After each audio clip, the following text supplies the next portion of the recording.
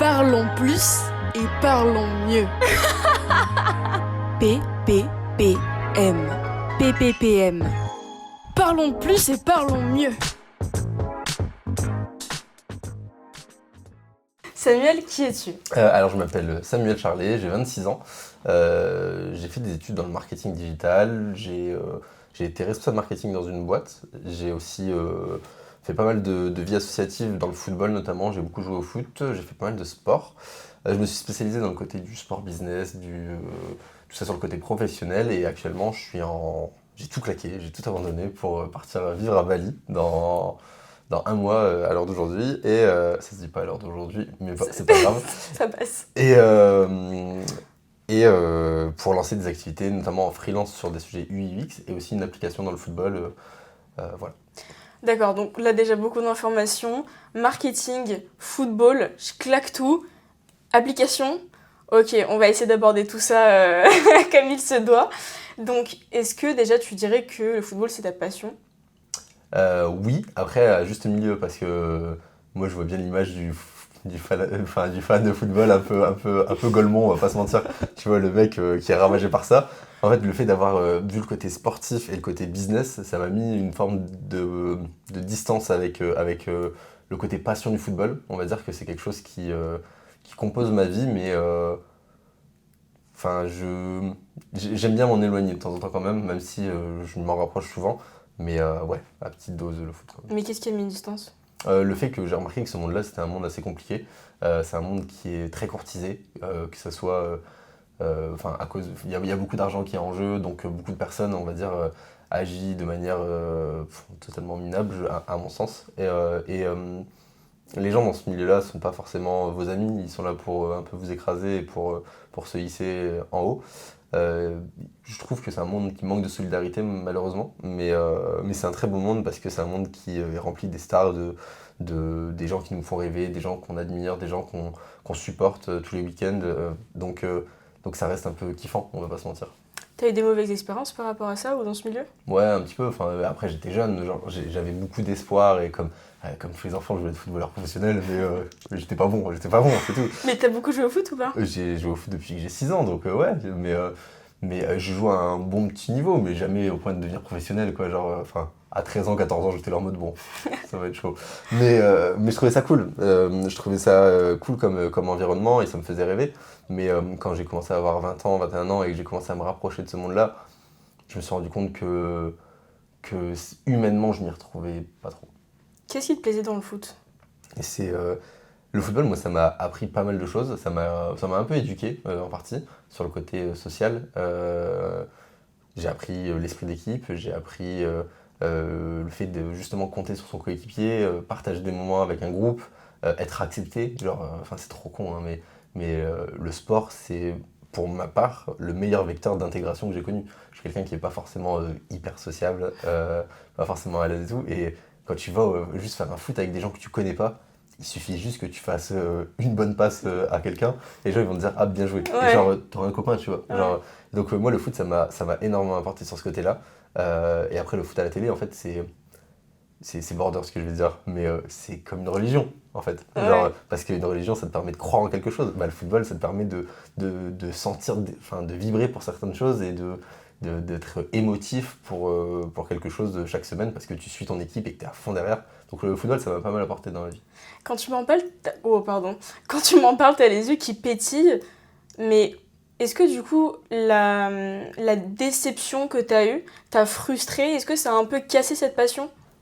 Ça m'a remis les pieds sur terre sur certains points. Après, j'ai toujours une mentalité un peu de si j'accepte pas le monde dans lequel je vais, bah, je le transformerai et je ferai en sorte qu'il soit selon mes codes. C'était pas forcément la bonne façon de voir les choses à ce moment-là, mais en tout cas, quand j'ai eu la claque, c'est ce qui s'est passé. Et donc, j'ai décidé de m'en éloigner, mais en fait, le sport m'a rattrapé assez vite. C'était le monde du vélo à ce moment-là. Je déteste le vélo. C'est ça. Quelle transition a été... Genre, j'ai dit stop le foot. Dans ma tête, c'était stop le sport en vrai quand j'ai dit stop le foot. Mais au final, il y a le Vélodrome de Roubaix qui m'avait appelé et qui m'a dit ouais, on aimerait bien que tu travailles avec nous, nanana et tout. Donc j'ai dit bon, ben allez, on y va. Et au final, je suis reparti. Je me suis rendu compte à quel point j'aimais le foot par rapport au vélo. Et j'ai dit vas-y, je veux plus du vélo, il n'y a pas du foot quelque part dans ma vie. Et quand j'ai fini cette expérience, il y a une autre boîte dans le foot qui m'a appelé, qui m'a dit on fait un projet dans le foot, on a vu ton profil et on pense que tu connais le milieu. Et c'est là où j'ai senti la plus-value de ma passion, au final. Je connais ce monde-là, je le pratique, je le côtoie, etc. Donc mon expérience là-dedans était pertinente pour le poste que j'ai appris après.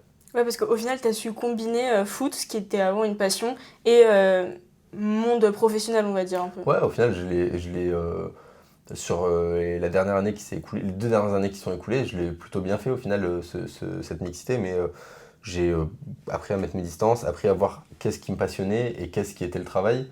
Et je pense que c'est là le bon juste milieu, c'est de savoir se dire, mettre des limites entre les deux. Parce que ma passion, c'est pas mon travail. Et mon travail n'est pas ma passion. J'ai une vision et un comportement et une manière de consommer le football quand c'est pour mon travail qui est totalement différente que quand c'est pour mon plaisir. C'est-à-dire ? C'est-à-dire que le football, quand je vais le regarder à la télé, je vais pas chercher à penser au travail, je vais pas essayer de mettre des parallèles. Quand je vais jouer à la Play, je joue à FIFA, je vais pas penser à mon travail. Enfin, alors que tout se lie. Je peux parler de l'Olympique de Marseille au travail comme dans ma passion, mais je le verrai pas de la même manière et c'est ça qui me permet de décrocher en fait. Et donc t'arrives à décrocher parce que ça peut être quand même super dur de pas faire les liens. Parce qu'en fait t'as forcément des idées qui viennent, t'as forcément des liens qui disent « Ah, par rapport à ça et ça, etc. » Je suis très ok, t'as totalement raison. Hein. Alors je suis très ok avec le fait de penser, d'avoir une idée professionnelle pendant que je consomme de manière passion. Et je suis très ok avec ça parce que pour moi c'est compatible et justement, enfin je trouve que c'est un truc qui m'anime vraiment, c'est la création de valeur. Donc quand j'ai une idée, je suis là en mode truc de fou, genre trop bien, genre il faut que je la note, que je fasse, etc., etc. Donc au final, ça rapproche aussi un peu une autre passion qui est créer de la valeur. Donc pour moi, c'est ce côté créer de la valeur, c'est ça qui lie mon côté pro et mon côté passion. Comment est-ce que tu as su que tu voulais faire du marketing ? Alors, je voulais pas faire du marketing. C'est qu'en gros, moi, quand je suis sorti du bac, j'ai fait un truc qu'il fallait faire parce que, tu sais, t'as le bac, on te dit, il faut continuer les études ou sinon, c'est la merde. Du coup, moi, j'ai dit, ok, je vais faire de l'économie. J'ai fait de l'économie pendant 2 mois, ça m'avait saoulé. J'ai arrêté, voilà. Et donc j'ai fait 1 an où j'ai travaillé en intérim. Et après j'ai fait une escale en Australie, bref. Une escale en Australie ? T'avais quel âge ? J'avais 19 ans. Je venais d'avoir 19 ans, c'est une histoire un peu bizarre, mais je raconte là. Oui, vas-y. Quand j'avais 19 ans, en gros, c'était le jeudi 28 septembre, un truc comme ça. Wow, précis. Non, mais marquant surtout. Je devais reprendre le lendemain un BTS NRC, donc négociation, relations commerciales. Un truc que ma famille m'avait dit, ouais, tu vas faire ça, ça va être bien, ça te correspond, nanana et tout. Moi, je me disais, en fait, je sentais que c'était pas pour moi. Genre, j'avais vraiment ce truc au fond de moi-même de si je le fais, je suis pas en accord avec ce que je le fais, mais je le fais parce que je dois le faire. Et en fait, c'était un jeudi 28 septembre, 2h du matin, j'arrivais pas à dormir, et je vais sur mon téléphone, je me balade, je me dis, qu'est-ce que je peux faire ? Je veux pas faire ça, je vais faire autre chose. Et je me retrouve sur un groupe Facebook famille au père Australie. Alors j'étais là en mode je vais vraiment faire ça. Je trouve une famille en peut-être 10 minutes, genre un truc hyper bancal, vraiment, c'était mes aventures de ouf. Et à ce moment-là, je dis ok, je vais en Australie. Et en fait, le gros passage à l'action, c'est quand tu es sur le site de Air France et que tu appuies sur prendre le billet. Ouais. Et que tu lâches 900 balles, alors qu'à ce moment-là, je pense que j'avais peut-être 1 200 € au total. Ouais. Donc je lâchais quasiment tout mon argent là-dedans. Et du coup, le jeudi, j'ai pris mon billet pour l'Australie. Je préviens personne, j'en parle pas. Le vendredi matin à 5h du mat, j'ai fait ma valise, je suis parti à 6h30. J'ai envoyé un message à mon meilleur pote en lui disant « T'inquiète, je gère. Si on me demande où je suis, t'inquiète, j'ai prévenu personne. » Pose pas de questions. Vraiment, et je suis parti, et j'ai pris l'avion. Et voilà, j'ai prévenu personne, c'était ça le plus... J'ai vidé mon compte en banque, vraiment je me suis pris pour un mec qui sortait d'une série, hein, non, c'était archi pas ça l'idée, mais l'idée c'était vraiment de quitter la vie que j'avais parce qu'elle ne me plaisait pas en fait. Hyper radical, mais c'est ce que j'ai fait, et j'ai vidé mon compte en banque, j'ai supprimé mes réseaux sociaux, j'ai fait tout ce qu'il fallait pour dire ciao, et je suis parti. Donc là t'avais 19 ans ? Ouais. Tu vivais encore avec tes parents ? Ouais. Waouh, il y a trop de questions là qui me viennent à l'esprit. Ok, donc juste un jour tu étais dans ton lit, t'as vu le truc en Australie, tu t'es dit j'y vais, t'as acheté les billets direct, t'as pas prévenu tes parents ? Oui. Tu t'es cassé, genre, t'as fait le mur pour aller en Australie. Ouais, grosso modo, je suis parti un matin comme si je partais normalement, quoi. Genre, Mais et tes parents, ils ont dit quoi? bah, en gros, quand je suis rentré, ça s'est hyper mal passé. Enfin, l'Australie, c'était la meilleure et la pire expérience de ma vie. Parce que elle m'a appris humainement des choses, mais de malade. Et sans l'Australie, je serais pas la personne que je suis maintenant. Mais j'ai vécu des moments durs quand même là-bas. Genre, enfin, je te laisse imaginer, mais t'es à l'autre bout du monde. Ça s'est hyper mal passé avec la famille d'accueil, enfin bref, bancal.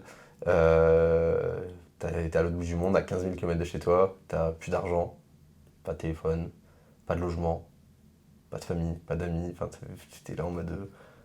C'est totalement dénaturé, t'as plus aucun repère. Tu te dis, ta vie, elle sert à quoi? Genre, tu te sens vraiment seul, tu te demandes le sens de ton existence. Enfin, je me souviens, j'étais assis sur un arrêt de bus à ce moment-là, il était genre, je sais pas quelle heure, genre, il y a des SDF qui passent devant moi, genre, j'avais l'impression que j'étais comme eux, enfin, vraiment, j'avais pas le droit où aller, genre, vraiment, j'étais dans l'angoisse totale. Mais à ce moment-là, j'avais un dilemme, c'était soit tu continues, soit t'arrêtes. J'ai dit, si je continue, c'est pas pour être un bouffon, donc je vais continuer. À ce moment-là, je me suis levé de l'arrêt de bus, je suis allé marcher nulle part, mais juste, je me suis dit, il faut que je marche. Et donc voilà, il pleuvait, je me souviens, bref, c'était horrible. Wow. Mais donc, à un moment, en fait, je me suis mis en déficit bancaire pour rentrer en France. J'arrive en France, je préviens toujours personne. Non mais attends, parce que t'avais un téléphone quand même. Au final, j'ai récupéré un téléphone au moment où je suis rentré en France.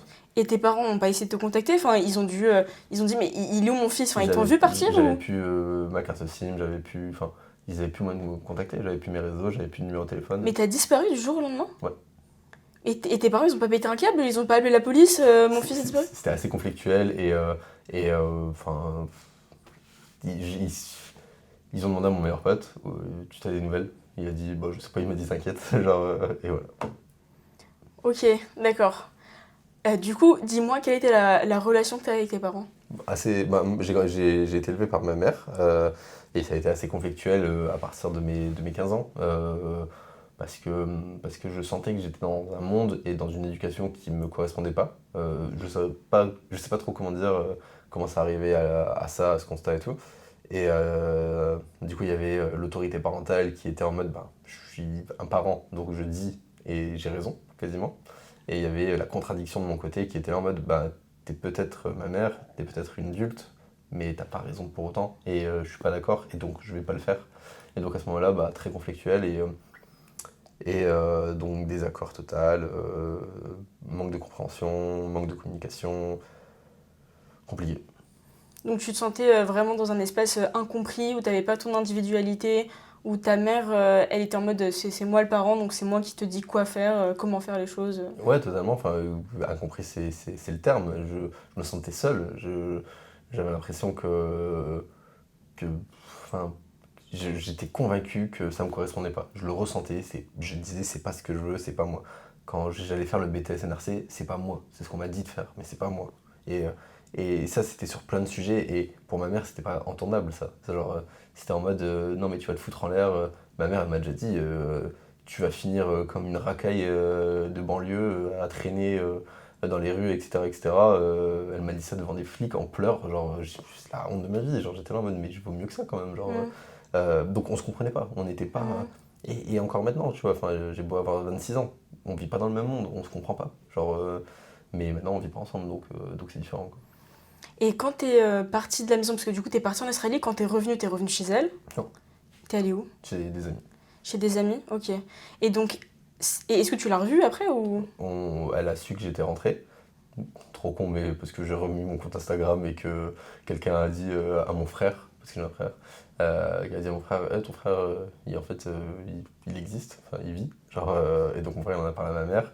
Et ma mère elle a pas essayé de rentrer en contact avec moi directement. Elle en a parlé à un de mes potes.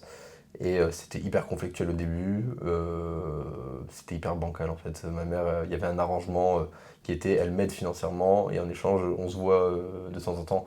Donc enfin c'est horrible, en vrai, genre, je dis pas le contraire. Moi j'avais besoin d'aide, elle avait besoin de voir son fils et ça faisait ça. C'était une obligation, tu te sentais enfermé, c'était un deal où... C'était un deal financier. Ouais, voilà, un deal financier, tu t'étais avec des chaînes quoi. Parce que t'avais besoin de la thune, mais c'était pas un choix de l'avoir, quoi. J'y allais, je parlais pas. Je m'entendais très bien avec son copain, qui a fait des super choses pour moi et qui m'a beaucoup aidé. Mais avec ma mère, au début, quand je suis rentré en Australie, c'était très très compliqué. Enfin, j'avais une forme de haine à l'intérieur de moi, qui, avec le recul, j'ai appris, mais qui était surtout envers moi-même, que j'ai eu beaucoup de mal à exprimer et à extérioriser. Et en fait, j'étais avec ma mère, j'étais fermé, ouais, enfin, je le ressens presque en le disant, mais genre, j'en voulais, enfin, j'en voulais au monde en vrai, vraiment. Ouais. Parce que t'avais jamais senti qu'il y avait vraiment eu de base et de stabilité au niveau parental, au niveau de ton enfance? Parce que j'avais le sentiment qu'on m'avait privé de certaines choses, j'avais le sentiment que ma vie n'était pas la même que certaines autres personnes. J'étais envieux, genre je me dis mais c'est quoi la vie que je mène et pourquoi tu m'as donné ça et pourquoi tu m'as pas donné ça et pourquoi tu m'as empêché de faire ça et pas, enfin, je, j'avais des exemples d'autre côté de la part des parents de mes amis et j'étais là en mode mais moi je vis pas ça, c'est pas ma vie et pourquoi c'est pas ma vie? C'est juste parce qu'il y a des choix qui ont été faits. Mais enfin après ma mère, enfin pour être à l'heure actuelle j'ai conscience de ce qui se passe et pourquoi elle était comme ça et il faut savoir que ma mère elle m'a eu à 21 ans et j'en ai 26 et tu me mets un gosse entre les mains, je fais un carnage. Ce qu'elle a fait. Enfin, peu de personnes l'auraient fait. Et elle a été très courageuse et elle a fait du très bon travail, je pense, sur notre éducation à moi et mon frère. Il y a juste un moment où elle a des limites, mais c'est humain. Et ça, à ce moment-là, je l'acceptais pas parce qu'on m'a mis une image d'un parent qui était exemplaire. Dans ma tête, un parent, c'était exemplaire. Ça n'avait pas le droit d'erreur. Et au final, en fait, il fallait que je comprenne que si, ça a le droit d'erreur et ça, c'est normal. Est-ce que tu penses que t'as senti l'absence de ton père t'a quand même manqué? En fait, c'est ce que je disais avant, c'est, tu vois, si t'as jamais goûté la crêpe au chocolat, ben, t'auras pas de manque de la crêpe au chocolat, tu vois. Genre, tu sais pas ce que c'est, donc voilà. T'as juste l'image que tu vois du côté de tes amis, quand tu vas à l'école, quand tu vas au foot et que tu vois tous les parents qui sont là en train d'encourager leur fils et que toi t'es là en mode, bah, y a personne, super. Genre, tu te dis, ah ouais, ça a l'air cool, tu vois. Genre, ouais, tu dis ça, mais au final, tu vois, si mon père avait été là, ça aurait été pire. Genre, c'était pas forcément une bonne personne, je pense. Et donc, j'aurais aimé avoir une présence paternelle et une référence et quelqu'un qui me dise bah, ça c'est bien, ça c'est pas bien, ça il faut faire, ça il faut pas faire. Euh, mais je l'ai pas eu. Et genre, enfin ça j'en parle souvent en vrai, relationnellement, c'est que bah, moi j'ai pas eu de père qui m'a dit comment on aimait, tu vois. Genre, pour un homme c'est compliqué, tu vois, ces sujets-là. Et donc ça je le ressens. Mais après, j'ai grandi avec, et ça fait partie de moi. Est-ce que ça a du coup déteint sur tes relations amoureuses ou pas? Ouais, carrément. Mais enfin, c'est pas. Et même, il y en a plein qui sont comme ça et qui ont des pères et il y en a qui en ont pas, etc. Mais un homme, ça a du mal à aimer, je pense. Parce qu'un homme, ça doit être fort. Un homme, ça doit montrer des signaux extérieurs qui sont très exigeants. Et je dis pas, hein, les femmes aussi ont des sujets, hein, mais donc pour un homme, ne pas avoir un père qui te dit écoute, ça s'est passé comme ça, ou il faut que tu agisses comme ça, ou chose comme ça, bah du coup, tu l'apprends tout seul et tu. Comment tu fais? Bah, enfin, tu sais pas. Et j'avais la maturité de me dire te lance pas là-dedans parce que ça va mal se passer. Donc reste tout seul et ça va le faire quoi. Qu'est-ce qui pouvait mal se passer? Bah être en relation, genre moi je me mettais avec quelqu'un, j'aurais été là en mode mais je sais pas faire, genre pour moi c'était trop compliqué, vraiment je voyais une relation pour moi c'était un truc de fou, genre j'étais en mode c'est bon, j'ai assez de problèmes, laisse-moi tranquille, genre j'en veux pas d'autres. Parce que t'étais déjà assez complexe en toi-même, alors là, Ouais. une autre personne, ça aurait été beaucoup trop de choses en même temps. Totalement. Genre vraiment c'est une autre personne, j'aurais été là en mode Tu sais pas gérer, tu sais pas quoi faire. ouais et même t'as pas super ça, enfin j'aurais été là en mode désolé. Genre c'était pas ça aurait été immature de ma part. Hmm. Tu penses que c'est dur d'aimer ou plutôt dur d'exprimer son amour? Euh... Parce que j'imagine que t'aimes des gens, ton entourage, tes amis, etc. Mais que t'arrives pas forcément à l'exprimer de la bonne Ouais. manière ou comment il faut Je l'exprimer. pense que c'est l'expression parce que le fait d'aimer, je pense que c'est quelque chose qui est naturel chez l'humain. Mais l'exprimer, on exprime tous les choses d'une manière différente et pour raconter la même histoire, on le dira avec des mots différents. Bah, c'est pareil pour l'amour et le fait d'aimer, c'est que on va avoir beaucoup de mal à l'exprimer quand on ne sait pas le faire. Je ne sais pas, par exemple, comment m'exprimer devant un podcast, tu vois. Et ben, il y a quelqu'un qui va te dire et qui va te dire, on fait comme ça, et là tu peux dire si, ça, ça, ça, ça. Ben là, pour aimer, c'est tellement tabou au final, et surtout la pudeur que j'avais par rapport à mes sentiments ou mes relations ou choses comme ça, ben, il y a personne qui me disait, alors ça on fait pas comme ça on fait comme ça, etc. etc. Donc c'était peut-être un peu lâche, mais au final, je maîtrisais pas, je touchais pas. Et c'était plus clair. Et jusqu'à aujourd'hui, t'as évité? Sentimentalement, ouais, de donner trop d'importance, d'attache, etc. Ouais, carrément, parce que maintenant j'ai d'autres buts dans ma vie et encore une fois, je le vois vraiment comme plus un problème qu'autre chose. À tort, mais je le vois comme ça. Hmm. Je reviens juste sur ce que dis... 1, 2, 3. Je reviens juste sur ce que tu disais sur ta mère tout à l'heure, parce que j'avais l'impression que tu avais vraiment commencé à exprimer un sentiment de haine et de rage envers elle au début, mais après tu es vraiment passé par un discours empathique où tu as quand même dit, bah, elle m'a quand même eu 21 ans, j'ai 26 ans, j'aurais pas pu avoir un enfant aujourd'hui, elle a quand même fait les choses à sa manière, c'était pas parfait, mais elle les a fait à sa manière. Comment est-ce que tu es parvenu à ce raisonnement? Est-ce que tu lui as parlé? Est-ce que vous avez eu des conversations? Est-ce que tu lui as exprimé cette haine et cette colère? Ou est-ce que c'était avec vraiment du recul où tu as voulu te poser et réfléchir sur cette situation pour te enlever un poids? Non, on n'en a pas parlé, parce que c'est une conversation qui est toujours compliquée, surtout pour elle. J'ai déjà abordé certains sujets. C'est bête, mais moi j'aurais aimé des excuses. Il y a peu de personnes qui vont comprendre pourquoi, mais j'aurais aimé, vraiment. J'ai abordé le sujet, j'ai vu que c'était pas possible de discuter de ce sujet. Donc au fur et à mesure, en fait, j'ai essayé de m'apaiser. Genre, c'était vraiment le but, c'était d'apaiser ma vie et de ne pas avoir de rancœur, de ne pas avoir de haine envers quelqu'un parce que ça me servait à rien de vivre avec ça. Ça me faisait plus de mal qu'autre chose. Donc j'ai commencé à essayer de comprendre, de mettre à sa place, de regarder plein de choses, enfin, sous un autre angle. Et à un moment, je me suis concentré sur ma vie et je me suis dit que, enfin, en fait, au final, ce que je suis maintenant, c'est bien. C'est bien ce que je suis. Genre, je suis content de ce que je suis. Et je suis ce que je suis par rapport à une grosse période de mes 18 à mes 26 ans. Mais je suis ce que je suis aussi par rapport à ce qu'il y a eu entre mes 0 et mes 18 ans. Et si ma mère s'était pas battue pour nous, bah, peut-être que j'aurais été un idiot et j'aurais mal fini. Donc c'est ça où j'ai compris et où j'ai accepté une croyance qu'on m'a mis en tête, c'est que l'adulte, le parent, est parfait. J'ai accepté de la remettre en question et je me suis dit non, on m'a appris ça, mais c'est pas vrai. Et même si c'est ma mère qui me l'a appris, elle s'est trompée et elle est l'exemple qu'elle s'est trompée. Mais c'est ok avec ça. L'erreur est humaine, c'est pas grave.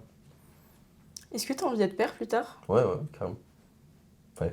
Donc ça te fait pas du tout peur, par exemple? Ça t'a pas dégoûté, entre guillemets, de l'image parentale? Mais pas du tout, parce que, enfin, au contraire, tu sais ce qui s'est mal passé. T'as vécu ce qui s'est mal passé, t'as vu que ta vie, tu voulais pas que ça soit ça. Et au final, tu te retrouves dans une situation, enfin, je dis tu, mais je me retrouve dans une situation où ça me manque en fait, parce que je le vois, je vois des familles, je vois des trucs et je me dis, mais j'aimerais bien vivre ça. Ça me ferait plaisir de le vivre.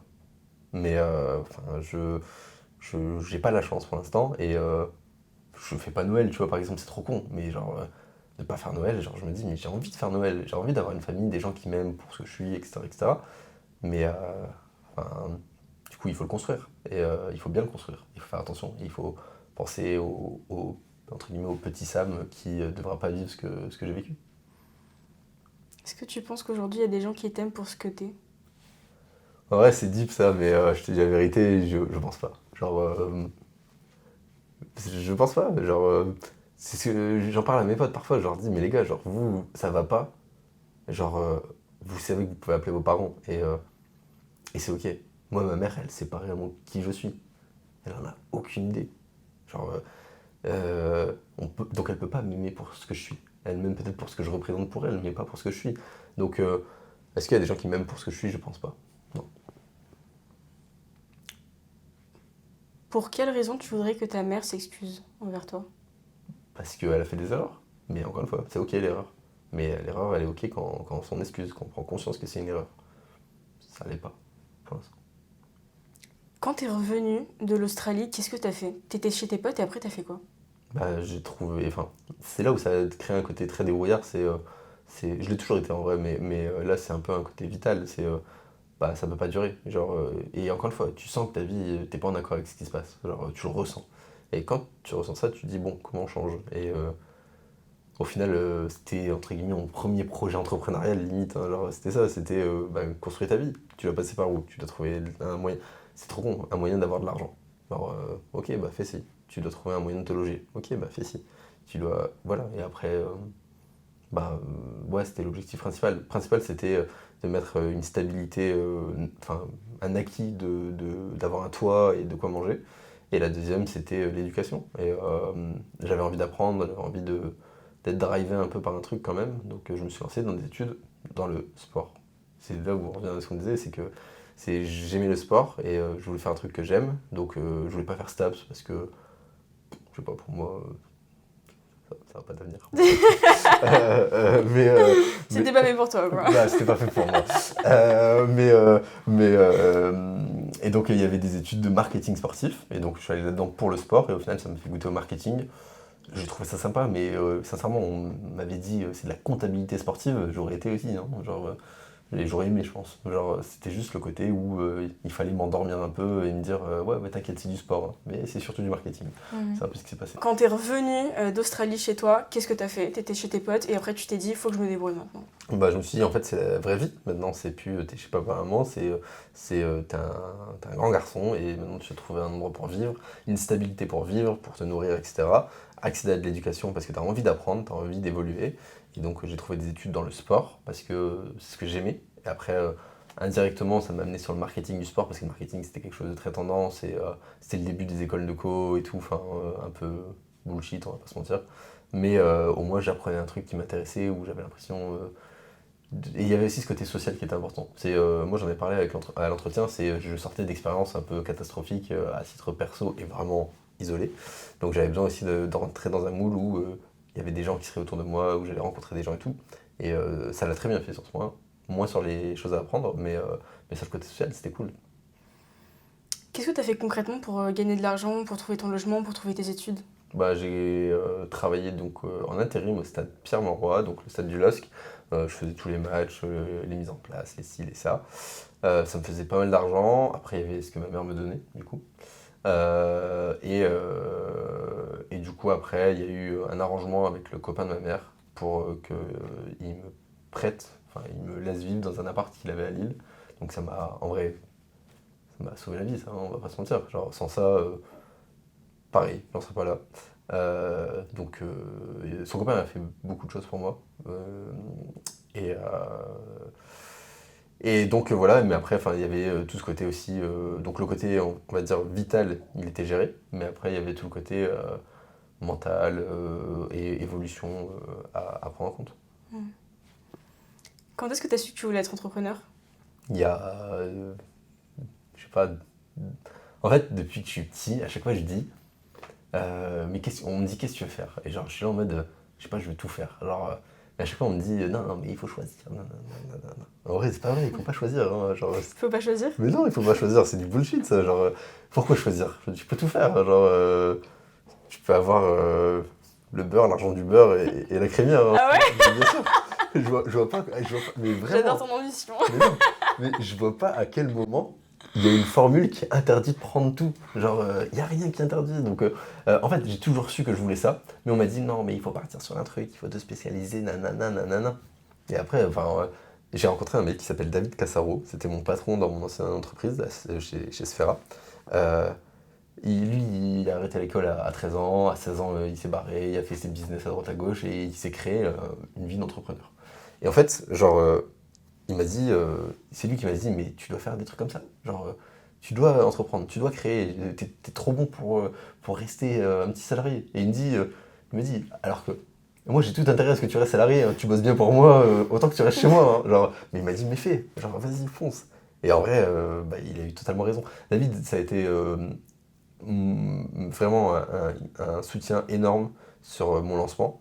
Il y a aussi eu Massimo Magnifico qui était le deuxième patron de cette entreprise où les deux en fait au début de mon expérience chez Sfera ils m'ont aidé à ouvrir les yeux sur la réalité. Ils m'ont dit mais tu vas être salarié, déjà tu vas jamais bien gagner ta vie, tu seras toujours avec des contraintes et c'est trop con. Mais on était en réunion, il y avait la fille de David qui l'appelait, qui disait ouais David, papa j'ai besoin de toi. Il était là, ok, j'arrête la réunion, j'y vais. si t'es salarié, et on va dire, allez, bien sûr, reste là, ça va bien se passer. Genre, donc voilà, donc à ce moment-là, j'ai dit, ok, vas-y, c'est ce que je vais faire. Mais genre, j'avais trop d'idées pour ça, je voulais, genre, j'ai compris que c'était ça. Est-ce qu'aujourd'hui tu te sens aligné avec toi-même? Besoin de réflexion là. Est-ce que je me sens aligné avec moi-même? Pas encore. Pas encore mentalement. J'ai du mal à trouver ma place socialement, etc. Euh, je suis dans mon petit monde, je suis bien. Genre, je sais ce que j'aime, je sais ce que j'aime pas, je sais ce que je suis. Euh, mais j'ai du mal à l'accepter enfin, à accepter de le montrer aux gens. Et j'ai du mal à accepter que les gens peuvent m'accepter comme je suis. Je sais pas si tu vois ce que je veux dire. Ouais. C'est ça. Et donc dans mon petit monde, je suis bien. Je suis aligné et tout va bien. Et quand je suis tout seul, je suis très bien et tout. Mais dès que je suis en société, je suis là en mode est-ce que les gens vont m'accepter? Est-ce que je suis là où je dois être? Et donc là, j'ai encore un peu de mal, mais ça avance. Qu'est-ce que tu penses que la société ne voit pas toi et que t'aimerais qu'elle voit justement pour dire ah là elle m'a accepté tel que je suis? C'est trop con, hein, mais je trouve que je suis un mec gentil. Genre, je suis sympa. Genre, je sais pas, il y a plein de trucs en vrai, mais je, j'ai l'impression que je serai jamais assez bien pour ce que je fais. J'ai l'impression que mes ambitions, elles sont là, que moi je suis là, et que si j'essaye d'aller là, bon, on va me dire non, non, rappelle-toi que t'es ici. C'est ce que je ressens. Et genre, c'est peut-être une perception, c'est sûrement une perception, mais en tout cas, c'est comme ça que je le vis. Et donc il y a plein de choses que les gens ne voient pas parce que je me dis, bah, je dois peut-être être quelqu'un d'autre ou je dois peut-être montrer quelque chose d'autre. Et donc au final, maintenant, genre, je vais plus là. Genre, je crée mon monde et il est pas là, il est là peut-être. Genre, et ça va. Mais il y a plein de choses que je me montre pas parce que, pareil, il faut être fort, il faut être. Tu vois, le fait qu'on en parlait tout à l'heure, mais les sentiments, genre, ça je ne montre pas parce que je maîtrise pas et parce que je me dis on va abuser de ça, on va jouer là-dessus, on va en profiter ou choses comme ça. Et c'est pas le moment d'être faible pour moi, tu vois. Donc ouais, il y a plein de choses. Ouais. Je connais très peu de personnes qui, sur un coup de tête, achètent des billets pour aller en Australie, surtout qu'ils ont 19 ans, Mhm. qui vont dans une famille d'accueil, qui sont littéralement à la rue après, et qui reviennent après en France et qui font leur vie tout seuls. Enfin, Sam, t'es un self-made man, genre, t'as littéralement genre, construit ta vie de A à Z. On- on- Mentalement, je me suis senti souvent très seul, mais la réalité, c'est qu'on m'a aidé. Et ça aussi, c'est un truc qui a été important pour moi, c'est que il y a une année enfin, vers mes 23 ans, si je ne me trompe pas, où j'ai passé une année un peu compliquée, et à ce moment-là, je refusais d'être aidé. Parce que je me sentais assez fort pour réussir tout seul. Et en fait, le moment où c'est allé mieux, c'est au moment où j'ai dit non, mais en fait, j'ai besoin d'aide, et depuis toujours, on m'aide, et c'est vrai. Genre, il y a un truc, c'est hyper important, mais si j'avais pas eu cet appartement, j'aurais lâché l'intégralité de mon salaire dans le fait d'avoir un appartement. Et donc j'aurais fait comment pour avoir... Enfin, tu vois, il y a des personnes, et en vrai, je peux les citer, hein, genre la famille d'Auguste, enfin mon meilleur pote, elle m'a hébergé pendant un an à mes 17 ans. Genre, et sans eux, je serais pas ce que je suis là. Et donc Anne-Sophie et Fred, c'est mes darons, tu vois, genre, ils m'ont trop apporté. Pareil, le copain de ma mère, genre, ce qu'il a fait pour moi, c'est énorme. Et je suis pas très expressif sur mes sentiments, etc. etc. Mais, euh, mais ouais, genre, je leur dois beaucoup à ces trois personnes-là, ouais, en partie. Mais tu vois que t'avais quand même eu le courage de demander de l'aide, d'accepter l'aide, et qu'il y avait quand même des gens sur qui tu pouvais compter. Des gens sur qui compter, oui, enfin oui, et je l'ai pas demandé l'aide. Genre, on me l'a donné parce que j'étais trop jeune et trop con pour la demander en vrai. Hein. Genre, je l'ai jamais demandé. Genre, on me l'a donné. Et enfin, de manière généreusement, ouais. Ouais, le terme est bon. Généreusement, et sans me demander quoi que ce soit en retour. Genre, enfin, quand j'étais chez la famille d'Auguste, son père, Fred, il m'a dit, moi je te demande rien en retour, juste va étudier, va apprendre. C'est la seule chose que je te demande. Donc il m'offre quelque chose pour m'offrir autre chose, entre guillemets, une rigueur d'éducation.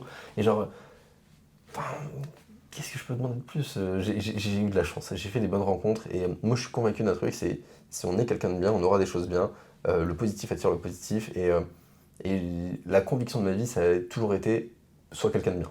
J'ai jamais fait quelque chose par méchanceté, par quoi que ce soit. Et ces gens-là m'ont aidé là-dessus. Et ils m'ont appris ce qu'ils avaient à m'apprendre à leur manière. Et sans eux, ouais, j'en serais pas là. Donc je me suis pas fait tout seul, tu vois.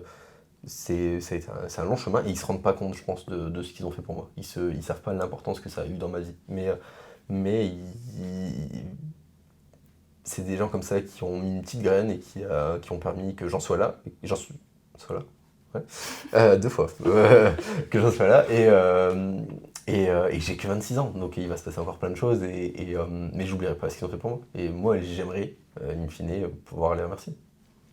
Est-ce que tu penses que ton angoisse d'enfermement lors de ton enfance et jusqu'à tes 18 ans est le résultat de ta soif de liberté aujourd'hui?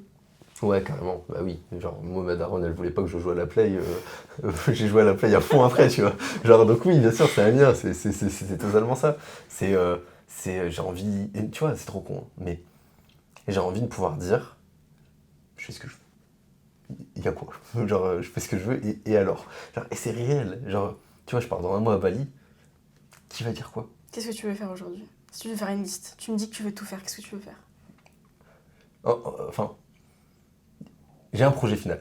Genre, j'ai un projet final qui compte pour moi, qui a une valeur pour moi. Mais à l'heure actuelle, j'ai envie de. En vrai, j'ai envie de vivre, genre mes forces, tu vois, genre, j'ai envie de me dire qu'il n'y a pas de limite dans ma vie et que je peux tout faire et que à l'instant T, si j'ai l'envie de partir, ben, je le fais. Si j'ai envie de me dire que la vie est belle, je le fais. C'est ça le truc, c'est que je trouve que je vis trop dans une vie où la vie n'est pas belle. Genre, et parce que c'est pas ma vie. Et tu vois, là, en partant à Bali, j'arrive dans un endroit où je vais choisir là où je vis, je vais choisir qui je fréquente, je vais choisir ce que je mange, je vais choisir ce que je fais du matin au soir, je peux choisir tout. Genre, alors que là, dans la vie que j'ai, bah, j'ai créé des habitudes, j'ai créé une vie qui est là depuis un moment où quand ça va pas, je vais faire ci, quand j'ai faim, je vais aller là, quand j'ai besoin de ça, je vais aller là. Mais c'est pas ce que j'ai créé, c'est ce qui m'a été imposé un petit peu. Donc, j'ai envie de faire mes choix. Genre, ouais, j'ai envie de vivre une belle vie, maintenant. Quels sont tes futurs projets? Moi, j'ai un big projet. Genre, le long terme, j'en ai un. Je veux aider les gens à sortir des schémas sociaux. Je veux aider les gens. Il y a une forme de pression sociétale qui est trop importante dans la société, qui est pas normale, où on nous dit vous devez faire ci, vous devez faire ça. Moi, par exemple, j'ai 26 ans, le nombre de fois où on m'a dit mais ça, bientôt 30 ans, les enfants. Genre, je suis en mode mais laisse-moi tranquille, genre, me parle même pas d'une meuf. Donc non, et genre, tous ces trucs-là, genre, qu'est-ce qu'on s'en fout, genre vraiment. Et genre, j'ai envie d'aider les gens à prendre conscience que sur le côté humain, enfin de leur vie perso comme leur vie professionnelle, ils peuvent tout faire. Et genre, faut juste y croire et essayer. Genre, et même ça sera plus beau de croire et d'essayer, surtout d'essayer, c'est important d'essayer, que si vous partez sur autre chose, mais qui est réalisable. Hein. Si vous allez faire équipier au McDo, vendeur au McDo, vous allez réussir, vous inquiétez pas, c'est sûr et certain que vous allez réussir. Mais est-ce que vous allez kiffer? Je suis pas sûr. Alors que si vous essayez de faire ce que vous voulez vraiment, vous allez kiffer rien que d'essayer et vous aurez appris énormément de choses là-dedans. Genre, il y en a, ils veulent être avocats et tu vois, ils peuvent faire plein d'autres choses à côté. Enfin, bref, c'est un détail. Mais donc, ouais, non, ça c'est mon big projet. Et après, là, j'ai des projets plus court terme. Je vais donc à Bali, j'y vais pas pour être. Si, j'y vais aussi pour être sur la plage et tout. Bien sûr. Un petit peu. Mais j'y vais pour deux projets qui me tiennent à cœur. Le premier, c'est créer un studio UI/UX design. Donc, et au final, aider les entreprises sur tous leurs sujets de design digital, on s'est compris. Et le deuxième, c'est lancer une application qui s'appelle Fanzone. C'est un projet donc, que je suis en train de monter qui consiste à donner une voix aux fans de football, donner du sens à leur avis et faire en sorte que, un peu comme Be Real, c'est un peu le même fonctionnement, mais c'est une notification par jour et ils ont un débat chaque jour et ils peuvent participer, s'engager, voir la vie de leurs amis et moi j'aimerais bien que, in fine, ça ait un vrai poids sur le monde du football. Quand est-ce que tu pars à Bali? Le 29 octobre. Le 29 octobre, dans un mois. Ouais, de ouf. T'as déjà pris tes billets, juste aller. Juste aller. Tu rentres pas bonsoir. Tu t'es mis une deadline du coup Pour rester à Bali et pour avoir des résultats? Dans un an, tout fonctionne. Enfin, dans un an, le studio il fonctionne, ça c'est certain, il n'y a aucun doute. L'application, on va voir. Mais le studio, il fonctionne dans 1 an. Ouais. Et donc là, tu vas vraiment partir, tu vas t'exiler, tu vas taffer à fond et tu veux, en 1 an, aboutir au moins aux premiers objectifs du studio, etc. Ouais. Enfin, j'aime le travail, hein, donc j'ai pas de souci là-dessus. Genre, mais pour moi, dans 1 an, il faut que mon studio, ça soit réellement un truc qui ait un revenu récurrent et conséquent. Qui me permettent, en fait, c'est trop con, mais on dit l'argent ne fait pas le bonheur, certes, mais l'argent, en fait, va me permettre de créer plein d'autres choses. Et donc, une fois que j'ai bien lancé ça, ça va me permettre de créer ce que j'ai envie de créer dans ma tête. Donc, dans 1 an, ouais, c'est ça, c'est l'objectif. J'adore. Sam, si tu devais résumer ta philosophie de vie en une phrase, laquelle ce serait? Cette question, c'est une philo, ça. C'est une disserte. Qu'est-ce que ça serait, ma philosophie de vie en une phrase? Tout est possible. Ouais. Ouais, vraiment, tout est possible. Tout est possible. Bah oui, carrément. Mais genre, et de toute façon, même si, dans le pire des cas, vous y croyez pas, c'est mieux d'y croire, vous croyez-moi. Parce que vous allez réaliser des choses, ça sera génial. Genre, donc dites-vous que tout est possible, tentez les choses et au pire ça fonctionne pas, vous avez appris et vous avez vécu une expérience de ouf. Alors pour moi c'est ça. Ouais. Quel est le conseil que tu aurais donné au petit Sam? Ouais. Pars à 3 ans de chez toi, banger. Va en Australie. Australie à 3 ans et demi, c'est bien aussi. Non, quel conseil je lui aurais donné? En vrai, genre, il était vraiment perdu et il me fait de la peine. Ah, c'est bizarre, vraiment, je le vois du vue extérieur. Genre, il voulait tellement bien faire et il savait tellement pas comment faire.